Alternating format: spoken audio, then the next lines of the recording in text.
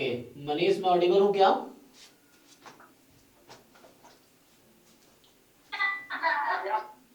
Okay ठीक है, मैं ऑडिबल हूँ ना? ओके ठीक है, और दिख भी रहा होगा।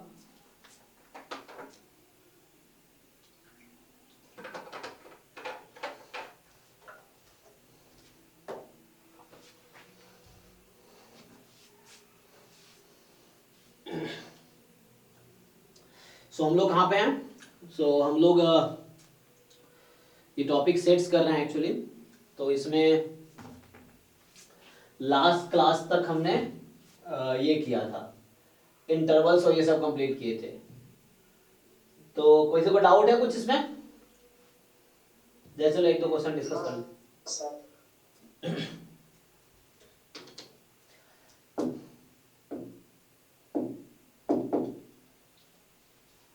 एक मिनट। तो जैसे मान लो यही क्वेश्चन है, 9th देख लेते हैं बस लास्ट, फिर उसके बाद आगे स्टार्ट करेंगे। तो कह रहा है गिवन, है ना, अगर किसी को डाउट है तो कुछ पूछ सकते हो, otherwise so given the sets A में 1 3 5 है, बी में 2 4 6 है, सी में 0 2 4 6 8 है। पूछ रहा है कि which of the following may be considered as universal set for all of the three sets ABC। अब बताना है ABC के करस्पॉन्डिंग यूनिवर्सल सेट कौन सा कंसीडर किया जा सकता है। तो तुम बताओ कौन सा सेट यूनिवर्सल सेट कंसीडर किया जा सकता है?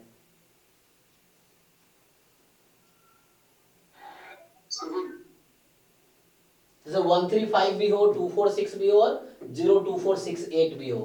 तो इसमें 8 तक तो नहीं है, तो ये नहीं होगा क्योंकि 8 नहीं है इसमें, ये 5 तो हो ही नहीं सकता। अब यहां देखो 1 से 8 तक है,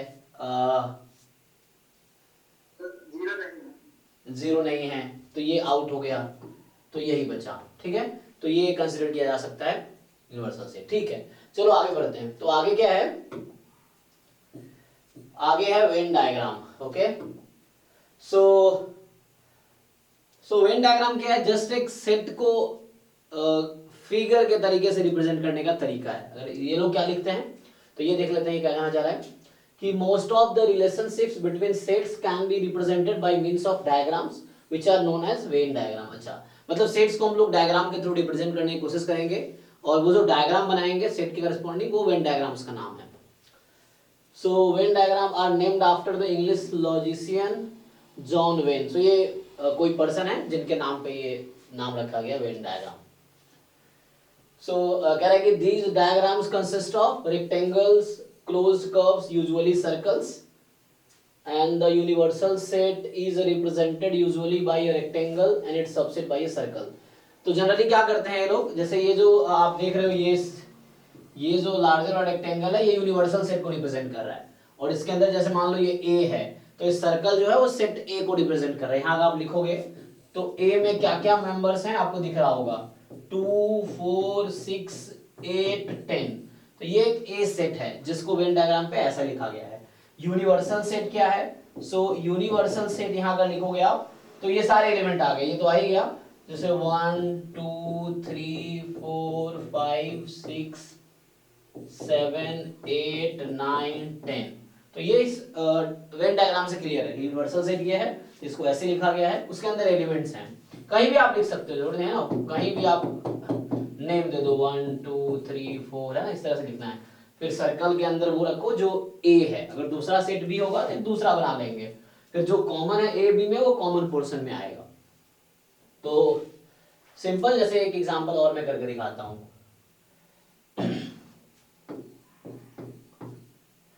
सो वेन डायग्राम, ठीक है। सो यहाँ पे क्या है, जैसे ये यूनिवर्सल सेट होगा, और जितने भी सेट आपके पास, मान लो ए है, बी है, सी भी है, तो कोई दिक्कत नहीं है, ए बी सी इस तरीके से लिख पाएंगे अगर कुछ कॉमन है तो। जैसे फॉर एग्जांपल मान लो ऐसा है कि ए है आपके पास 1 4 6, बी है आपके पास जैसे मान लीजिए 2 3 5, ठीक, इस तरीके से, और थोड़ा सा 1 2 3 5 मान लो ऐसा है, और सी है हमारे पास 1 3 5 7, ठीक है, और 4 भी ले लो, ठीक है। और यूनिवर्सल सेट ले लेते हैं 1 2 3 4 5 6 7 8, मान लो 8 तक, आगे भी ले सकते हो आप, है ना, अगर आप चाहो तो 9 10। तो ये यूनिवर्सल सेट है।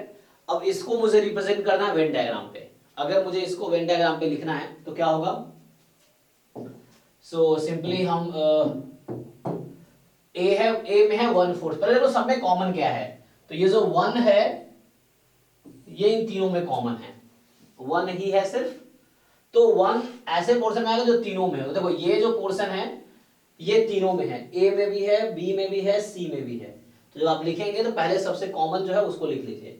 फिर आप देखो कि ऐसा कौन सा एलिमेंट है जो ए बी में है, तो ए बी में कॉमन क्या क्या है, 1 था, और सो ऐसा कुछ हमें लिखा नहीं है तो कोई बात नहीं, वैसे छोड़ देंगे, मतलब 1 ही है, बाकी 1 के अलावा कोई और है क्या, सो नहीं है ए बी में कॉमन, कोई बात नहीं। या अगर मैं थोड़ा एडिट करना चाहूँ तो इसको मैं मान लो लिख देता हूँ एक एलिमेंट इसमें ऐड कर दो, जैसे 2 ही ले लो, मान लो 2 ले लिया तुमने, तो अब क्या है इसमें 2 कॉमन आ गया ए बी में, तो 2 यहाँ पे आ जाएगा दिस।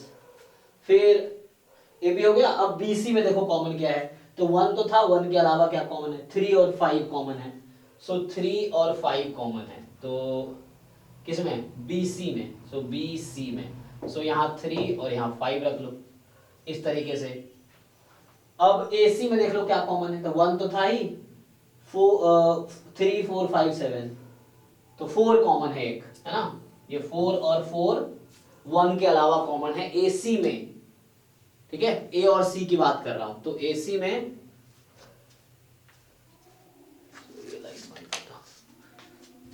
ए सी में जो है 1 के अलावा 4 कॉमन है, तो 1 के अलावा ए सी में यहाँ 4 लिख दो।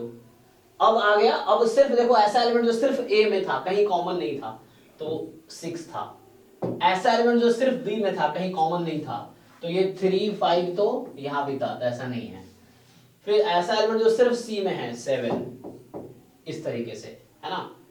सो या बी में चलो एक एलिमेंट और मैं ऐड कर देता हूं, जस्ट रिप्रेजेंट करने के लिए दिखाना चाह रहा हूं मैं।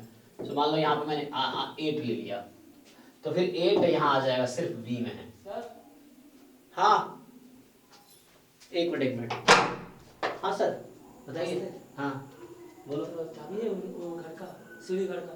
नहीं मेरे पास कहाँ से आएगा, मेरे पास ये चाबी। अच्छा थैंक यू सर। अरे एक काम करना, ये बोतल ना, ये पानी बोतल दिए थे ना, ये एक्चुअली यूज हो जाता किया लेकिन एक्सपायर हो गया होगा। कितना टाइम चलता है ये, क्या बात कर रहा है? जितना दिन सब कुछ चल, यहाँ ये मिनरल वाटर कोई ये नहीं होता। ठीक है। अब पीता नहीं है क्या? हम वही तो कब रहता हूँ, पीता नहीं। कम रहता हूँ यहाँ पे इसीलिए। अच्छा आराम सर। ओके सो ठीक है ना। तो अभी जैसे मान लो ये देख लो, अब देखो ऐसे एलिमेंट्स जो एबीसी किसी में भी नहीं है, यूनिवर्सल सेट में है, ठीक है।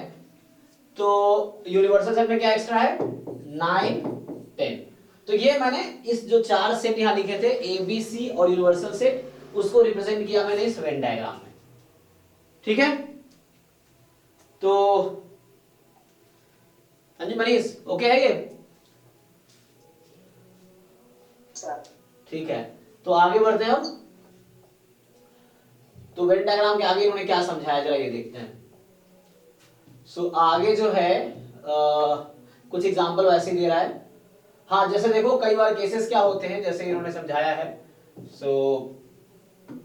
जैसे मान लो यूनिवर्सल सेट है 1 2 3 4 5, मान लो ऐसा है, ए में है 1 2, बी में है 1 2 3। तो यहाँ पे आप क्या देख रहे हो कि जो ए और बी है, देखो सो ए में 1 2 और बी में भी है, तो यहाँ आप सिंपली देख पा रहे हो, ओके ए तो सबसेट है बी का, ए इनफैक्ट प्रॉपर सबसेट है बी का, तो ए का सर्कल छोटा होगा और उससे लार्जर बी होगा। तो ये सेट ए है, ये सेट बी है और ये यूनिवर्सल सेट है, ठीक है।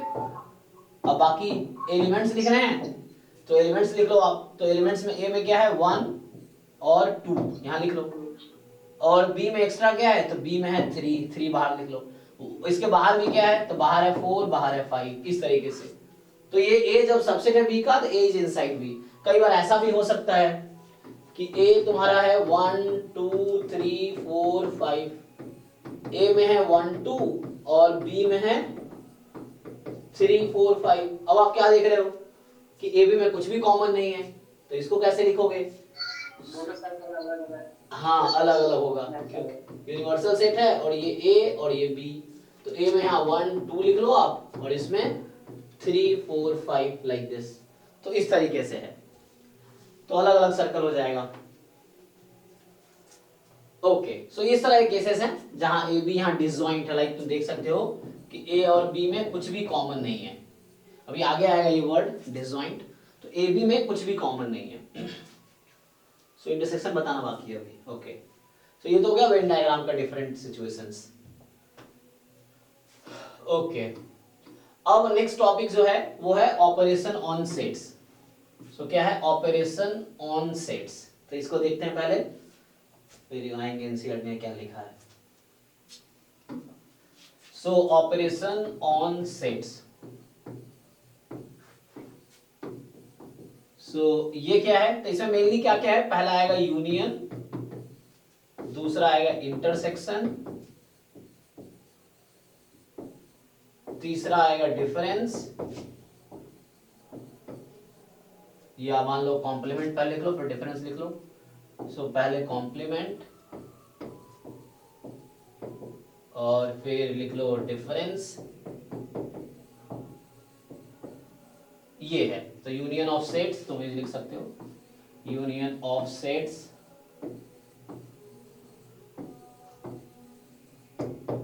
इस तरीके से। ओके, सो अब इसको डिफाइन करते हैं, यही 4 ऑपरेशन होंगे।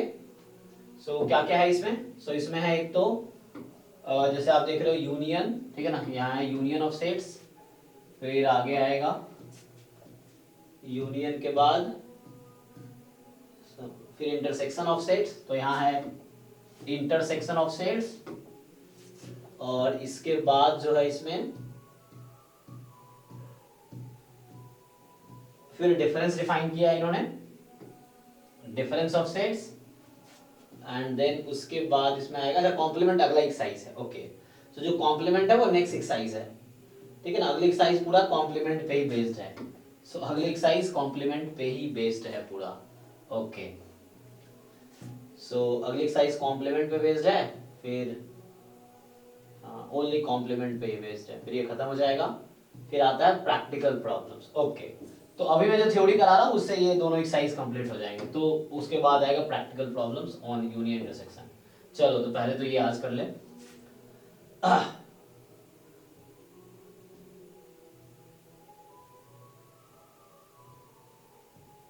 ओके,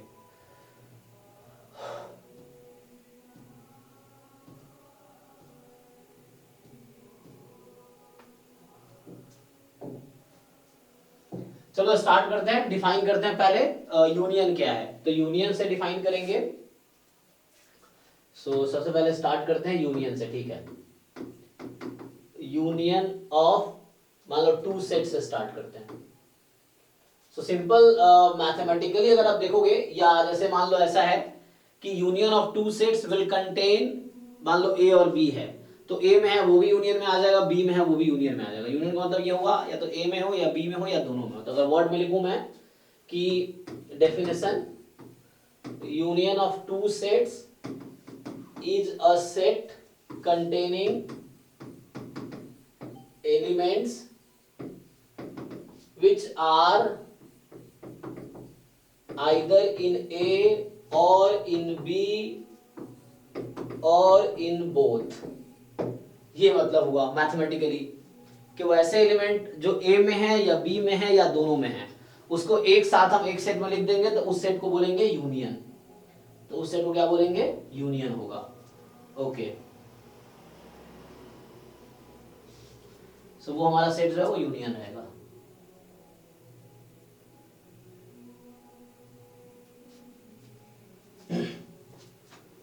तो मैथमेटिकली क्या होगा? मैथमेटिकली इसका मीनिंग है कि दैट इज, इसका नोटेशन क्या है? तो इसको डिनोट करेंगे, it is written as it is written as A union B. ये यू है, ए बी सी डी का लेटर यू अज्यूम कर सकते हो आप। सो हालांकि यूनियन मतलब नोटेशन है ये इस तरह से। So A union B, universal set भी यू था बट कंफ्यूज नहीं होना है, हम लोग अलग तरीके से लिखेंगे।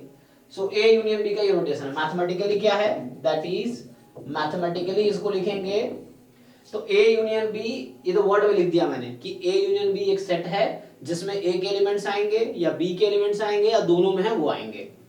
अब ए यूनियन बी क्या है, set of X such that X belongs to A और एक्स बिलोंग्स टू बी और बोथ। तो मैथमेटिकली और का मतलब वही है, दोनों में वो भी आएगा। सो एक्स बिलोंग्स टू ए और बी और बोथ।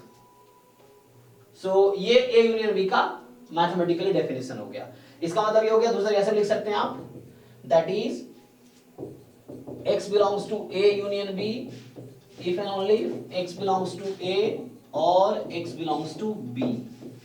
इस तरीके से ये मतलब हो गया कि A यूनियन B में है तो if and only if x belongs to A और x belongs to B। Okay, अब आप जरा इसको वेन डायग्राम से समझिए जो हम कर रहे थे। तो जैसे दो सेट्स ऐसे हो सकते हैं या दो सेट्स एक दूसरे का सबसेट है तो ऐसा हो सकता है और सबसेट नहीं है तो ऐसा हो सकता है, राइट। तो इस तरह की सिचुएशन है। ओके, तो अब यूनियन क्या होगा, तो ये जैसे ए है ये बी है, मान लो ए है ये बी है, ए है बी है, ये तीन तरह की सिचुएशन हो सकती है ए बी में।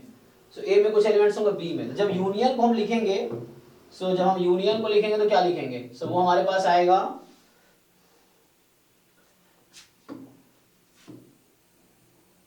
ऐसे खींच सकते हैं। सो यूनियन में क्या होगा, ए में हो या बी में हो, ये जो सेट कर रहा हूं ये सेटेड पोर्शन है ना, हाँ दोनों सेट हो जाएगा, राइट। सो ये वाला पोर्शन जो मैं सेट कर रहा हूं ये आपका ए यूनियन बी है, यहां पे भी पूरा सेट हो जाएगा ये। सो ये ए यूनियन बी हो गया और यहां पे आप ए या बी ये पोर्शन, यस दोनों सर्किल यहाँ पे सेट कर देंगे तो ये आपका हो गया यूनियन, जस्ट आप लोग जानते ही हैं। So this thing, so A union B का हम लोग बता रहे हैं A union B Venn diagram में कैसा दिखेगा। सो ए बी या तो एक दूसरे का सबसेट हो या डिसजॉइंट हो या कुछ कॉमन हो, उस केस में ऐसा लिखेंगे। तो कुछ रिजल्ट्स ऐसे देख सकते हैं हम लोग। चलो एग्जांपल देख लेते हैं एक दो। पहले तो ए मान लो है जैसे 1 2 3 और बी है जैसे मान लो 2 3 4 5। तो सिंपल ए यूनियन बी निकालना बहुत आसान है ना। क्या होगा, क्या लिखेंगे आप ए यूनियन बी में, 1 2 3 4 5। यस 1 2 3 4 5, 1 2 3 4 5। ठीक है। तो ये आ जाएगा आपका 1 2 3 4 5। सिमिलरली इस वाले केस में बात करें, मान लो ए में है जस्ट 1 2 और बी में है जस्ट 1 2 3 4 मान लो। सो ए यूनियन बी क्या होगा, सो जो ए यूनियन एक्स एडमिट कर देना, हाँ। सो जो ए यूनियन बी होगा वो क्या होगा, दोनों को एक साथ लिख देंगे, ठीक है। सो 1 2 3 4 सिंपल है। अगर ये वाला केस है तो इसमें ऐसा होगा कि ए में है जैसे 1 2 और बी में है जैसे 3 4, कुछ भी कॉमन नहीं है। तो कुछ भी कॉमन नहीं है तो ए यूनियन बी जब हम लिखेंगे तो क्या आएगा, 1 2 3 4। हाँ 1 2 3 4। ये जस्ट सिंपल है, जस्ट सिंपल, काफी सिंपल है। तो पहले देखा कि ए यूनियन बी होता क्या है, फिर हमने देखा कि इसका वेन डायग्राम कैसा दिखेगा डिफरेंट केसेस में। ये कुछ एग्जांपल्स हैं। ओके, अब कुछ प्रॉपर्टीज देख लेते हैं। सो हम क्या देखते हैं, कुछ प्रॉपर्टीज देख लेते हैं। प्रॉपर्टीज में क्या है, कुछ प्रॉपर्टीज ये है कि मान लो ए सबसेट है बी का, सो ए यूनियन बी किसके इक्वल होगा,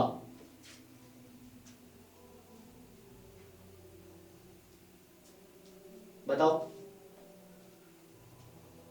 अगर ए सबसेट है बी का तो ए यूनियन बी किसके इक्वल होगा। अरे भाई दिक्कत क्या है, देखो यहां पे, यहां भी था ए सबसेट था बी का तो ए यूनियन बी किसके इक्वल आया था, यहां पे चेक करो। ए यूनियन बी किसके इक्वल आया,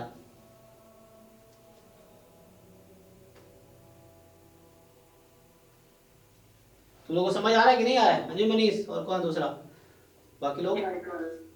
तो क्या सेट होगा?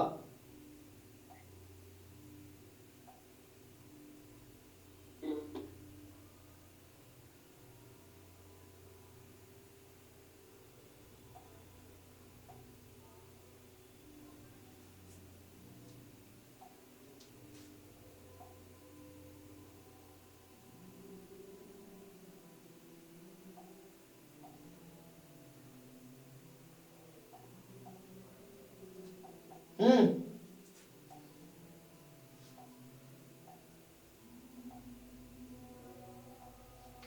क्या लिखूं, कुछ समझ आया कि नहीं? ये बी के इक्वल है ना, जो लार्जर सेट है उसके इक्वल होगा। तो जब ए सबसेट है बी का, मतलब ए सबसेट है बी का, जब आप यूनियन लेंगे, ये ए है ये बी है, तो यूनियन किसके इक्वल आएगा?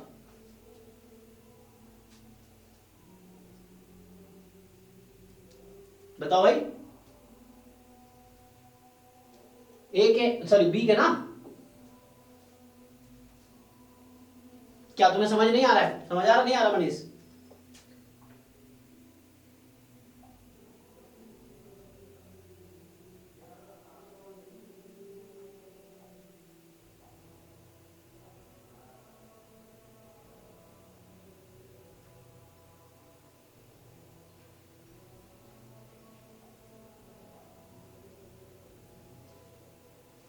ठीक है ना? सो बी होगा। ओके, दूसरा क्या है, अगर तुमसे पूछा जाए कि ए यूनियन ए क्या होगा, अगर तुमसे पूछा जाए कि फाई यूनियन ए क्या होगा, या फिर ए यूनियन फाई क्या होगा, ये पूछ रहे हैं। फिर सिंपली तुम नोट करो, ए का यूनियन बी के साथ लिखो या बी का यूनियन ए के साथ, सेम ही आंसर आएगा। Fourth, A union B union C, चाहे ए बी ब्रैकेट ले लो, या A union B union C, चाहे बी सी को ब्रैकेट ले लो। तो यहां पे क्या होगा एक्चुअली, क्या होगा, तो ए यूनियन ए तो ए ही होगा, ठीक है। फाई यूनियन ए हो या ए यूनियन फाई हो, आना ए ही है। फिर ए यूनियन भी बी यूनियन ए इक्वल रहता है, ठीक। और तो इस रूल का नाम भी तुम लिख सकते हो, ये एसोसिएटिव लॉ है, ये कम्यूटेटिव है, तुम ऐसे भी लिख सकते हो, this is commutative law of union, this is associative law of union, इस तरीके से लिख सकते हो। ये लॉ ऑफ फाई बोल सकते हो इसको, ये हो गया लॉ ऑफ ए बोल दो, मतलब जस्ट ए यूनियन ए है। ये इसका ऐसा कोई खास नाम तो है नहीं, तो हम बना सकते हैं, ऐसे कोई लिखने की जरूरत नहीं है। सो इस तरीके से कि हर दो सेट कोई भी खुद का यूनियन लेंगे खुद के साथ, तो वही आएगा। ओके, अब क्या है आगे, तो ये तो हो गया यूनियन का। देखो यूनियन में और क्या दिया है, इन्होंने कुछ एक्स्ट्रा दिया है क्या, जनरली हमने देखा। सो इनके पास देखते हैं यूनियन में क्या क्या है।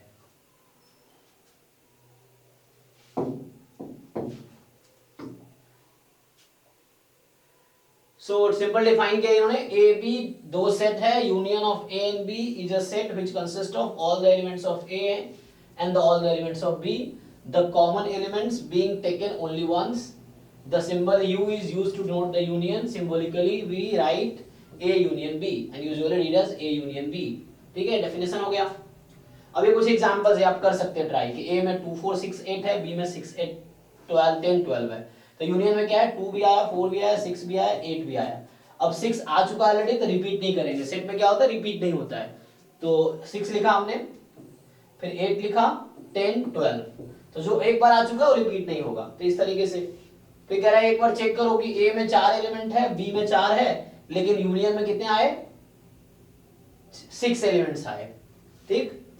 Okay, note that the common element 6 and 8 have been taken only once while writing a union b। yes, okay, इस तरह से एग्जांपल्स आप देखो, अगर समझ ना आए तो पूछना आप लोग, एग्जांपल चेक करो। फिर यहाँ एक देखो, ए में है, सेट ए में है ए ई आई ओ यू, और बी में है ए आई यू जस्ट। सो कह रहा है कि शो करो ए यूनियन बी ए होगा, जैसे मैं सिंपल बताया था कि यहाँ बी के सारे एलिमेंट ए में है, तो यहाँ पे क्या एक्चुअली बी सबसेट है ए का, जैसे इन्होंने भी लिखा है कि बी है ना, बी सबसेट है ए का। तो जब बी सबसेट है ए का, तो ए यूनियन बी जो लार्जर सेट होगा, ये स्मॉलर सेट है, ये लार्जर सेट है, या बोलो कि बी प्रॉपर सबसेट है, ए सुपर सेट है, तो ए यूनियन बी सुपर सेट के इक्वल आएगा। जो ए यूनियन बी हो क्या होगा, सुपर सेट के इक्वल आएगा, इस तरीके से। ओके, आगे जो है बाकी एग्जांपल्स तुम ट्राई करो। सो अभी वेन डायग्राम से बता रहा है कि आपका ये ए सेट है, ये बी सेट है, यूनियन जो शेडेड रीजन है वो ए यूनियन बी को रिप्रेजेंट कर रहा है वेन डायग्राम पे। ओके, अभी क्या है आगे।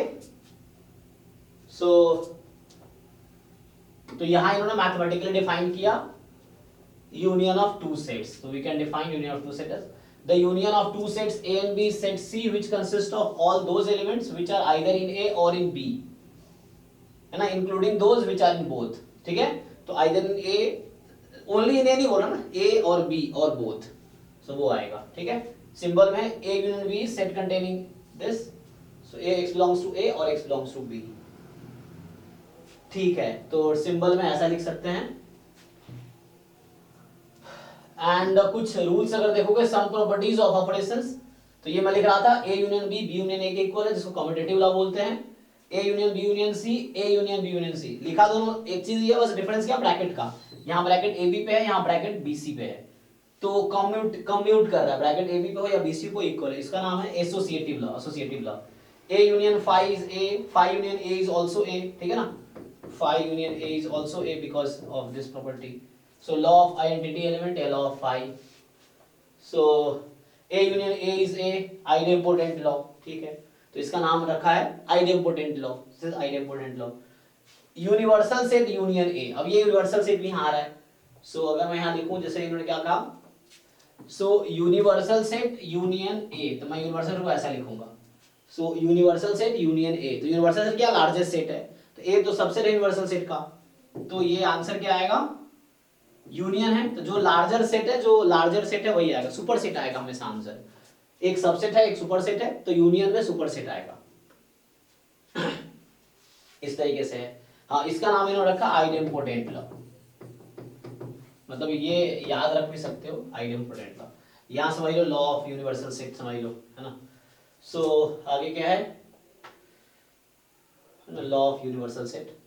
सो यहां खत्म हो जाता है यूनियन टॉपिक, फिर स्टार्ट होता है इंटरसेक्शन। तो चलो इंटरसेक्शन पे आते हैं।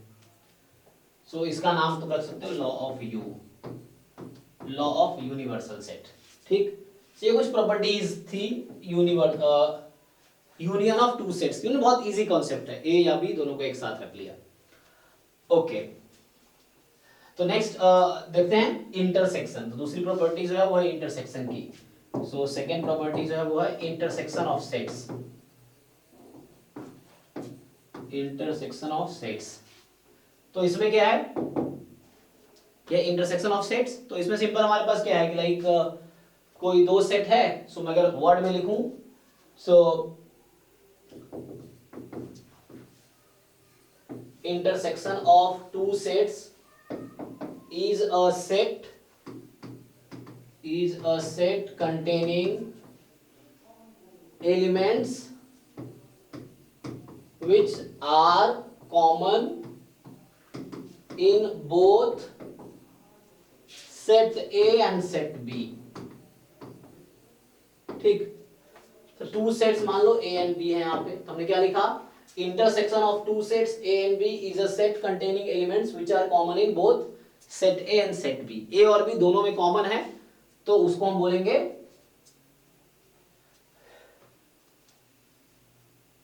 जो एलिमेंट कॉमन होगा वो इंटरसेक्शन का पार्ट होगा, है ना। सो जैसे मान लो कि नोटेशन क्या है इसका, तो it is written as A intersection B। So mathematically इसका मीनिंग होगा A intersection B is set of those elements. So ये मैं लिख रहा हूं सेट फॉर्म में, set of those elements which are in A or in B, which are in A or in B, sorry, और तो union में था, यहाँ होगा एंड, कोई कॉमन चाहिए ना, एंड। सो और जो था A और B, so that was in case of union, यहाँ एंड होगा, so X और Y दोनों में होगा। जैसे वेन डायग्राम से समझ लो, so ये मान लो यूनिवर्सल सेट है, so डिफरेंट सिचुएशन देख लेते हैं जैसे उसमें देखा था।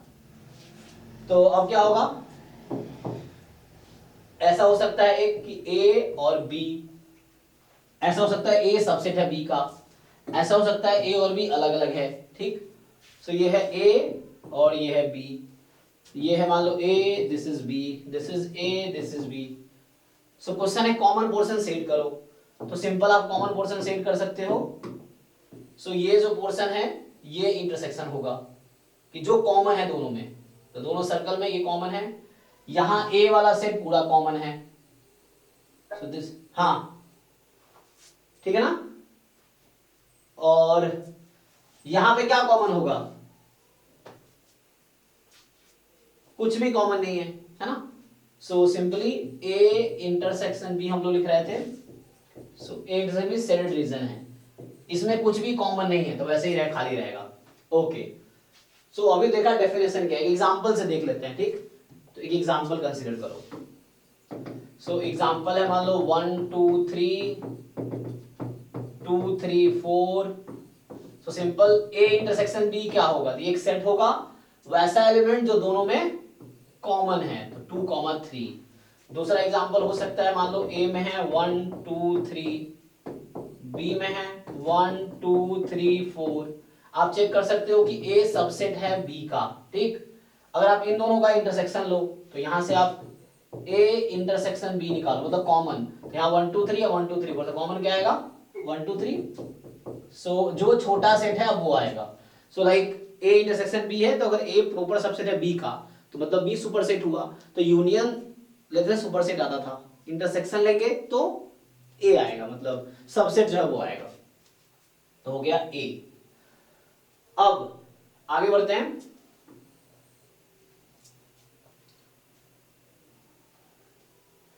तीसरा एग्जांपल मान लो ऐसा है कि ए में है 1 2 3 और बी में है तुम्हारे पास, ठीक है, ए में है 1 2 3 और बी है में है मेरे पास 4 5 अज्यूम करो। सो ए इंटरसेक्शन बी क्या आएगा,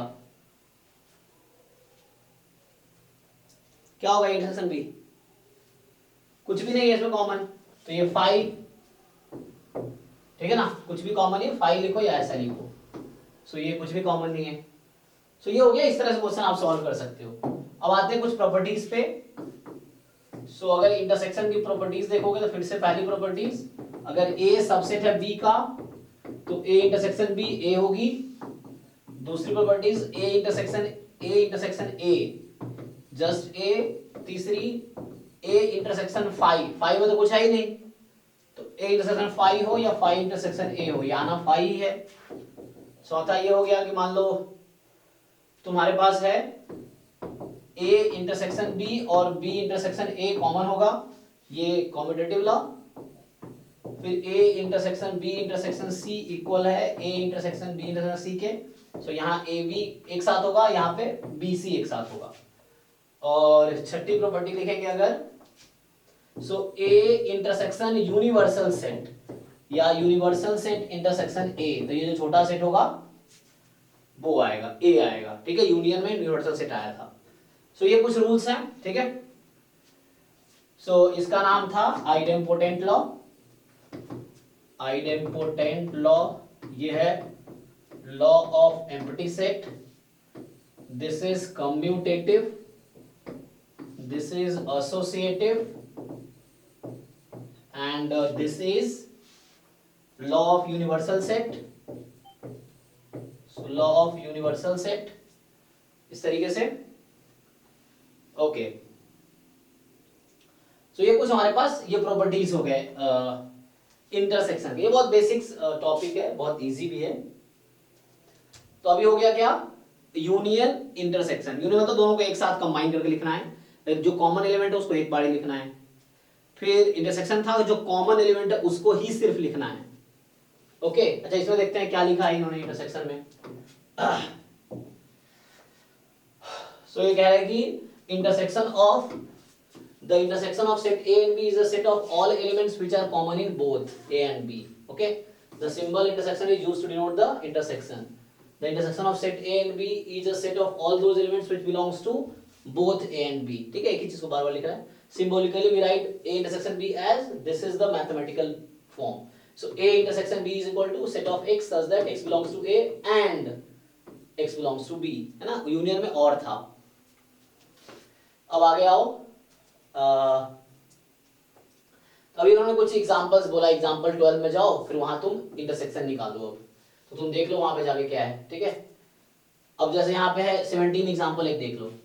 ए में 1 से 9 10 तक है, बी में 2 3 5 7, बोला ए इंटरसेक्शन बी बताओ क्या है।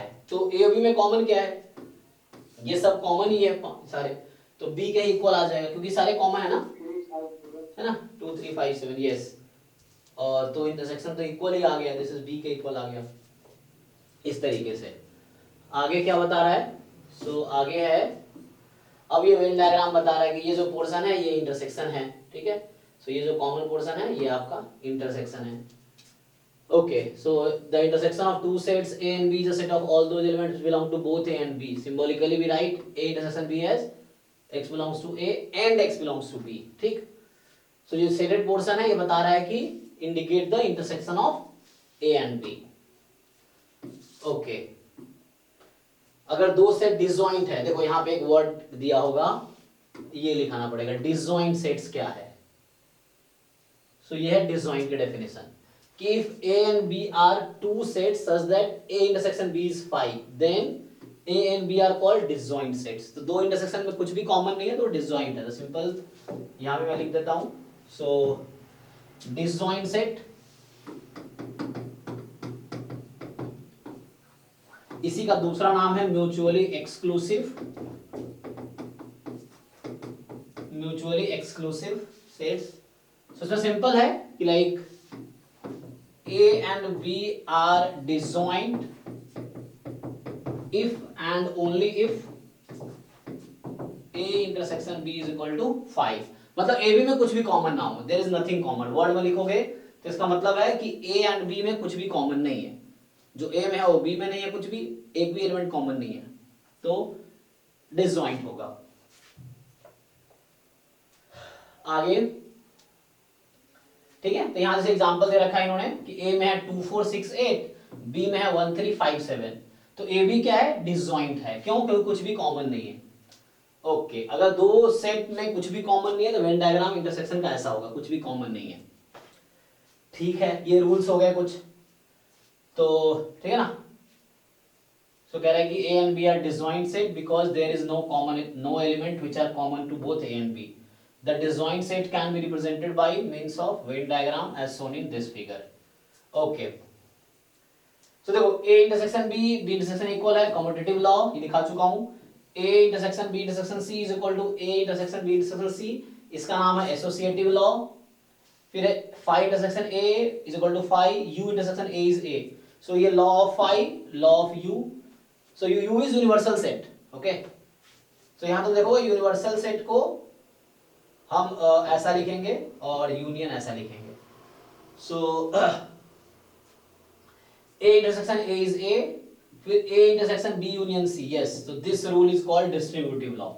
so इसको बताता हूँ, ये बिल्कुल आप जैसे जानते हो ना, जैसे आप लोग जानते हो A into B plus C क्या होता है, A into B plus A into C, हालांकि इसका नाम भी डिस्ट्रीब्यूटिव लॉ है।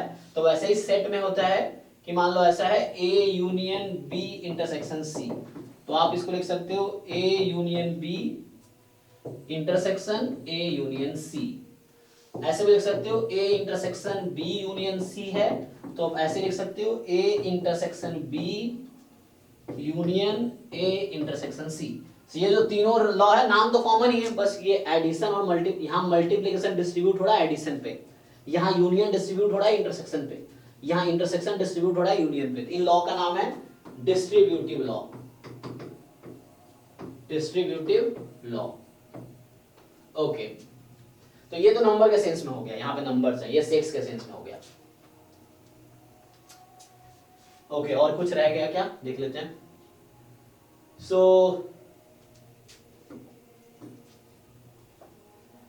ये कुछ एग्जांपल्स हैं, अगर 3 सेट तुम्हारे पास है तो उस केस में ये क्या बताना चाह रहा है। So this can be easily from Venn diagram. तो ये बी यूनियन सी बता रहा है। अच्छा, आपके पास तीन सेट है ए बी सी, तो बोल रहा है बी यूनियन सी क्या होगा, तो बी सर्कल और सी सर्कल पूरा सेट कर दो एक साथ। सो बी सर्कल और सी सर्कल सेट हो जाएगा। ये बोल रहा है ए इंटरसेक्शन बी, जो ए बी में कॉमन है, ये ए सर्कल है और ये बी सर्कल है, तो ए बी में कॉमन क्या है, ये वाला पोर्शन। तो यहां बोल रहा है A intersection B union C. अब समझो, बी यूनियन सी क्या था, बीसी मिला के उसका कॉमन ए के साथ, तो बीसी को मिला के कॉमन ए के साथ, तो ये पोर्शन ए का बी के साथ कॉमन है और ये पोर्शन ए का सी के साथ कॉमन है, तो ये हो गया ए यूनियन बी के साथ ए का पोर्शन, बी यूनियन सी के साथ ए का कॉमन पोर्शन। तो ये ए इंटरसेक्शन, पहले बी यूनियन सी देख लो ये है, और उसका कॉमन ए के साथ देख लो। अब यहाँ ए इंटरसेक्शन सी, तो आप पता है ए और ये ए सर्कल, ये सी सर्कल, दोनों का कॉमन ये है। Okay, this is easy to understand. कुछ डाउट्स हो तो पूछ सकते हो कोई। सिमिलरली यहां लिख रहा है, ये क्या लिख रहा है, A intersection B union A intersection, ये वही था जो था A intersection B union C, ये वही बात है। अब अलग अलग दिखा रहा आपको कि ए इंटरसेक्शन बी कौन था, ये पोर्शन, और उसका यूनियन लो, तो ये पोर्शन ए इंटरसेक्शन सी है, ये पोर्शन ए इंटरसेक्शन बी है, और दोनों का यूनियन ले लिया। ये वही बात है जो इसके इक्वल है। इसी लॉ का नाम था डिस्ट्रीब्यूटिव लॉ। ठीक है, तो ये हो गया डिस्ट्रीब्यूटिव लॉ।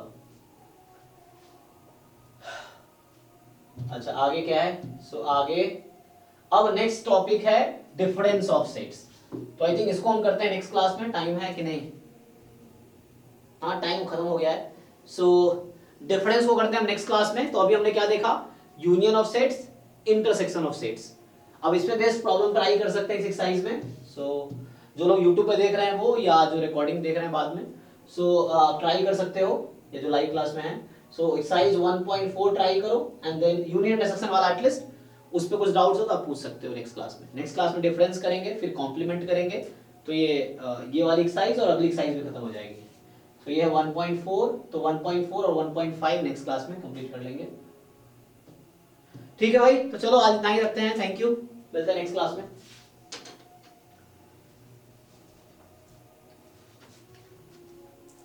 अभी 12th की क्लास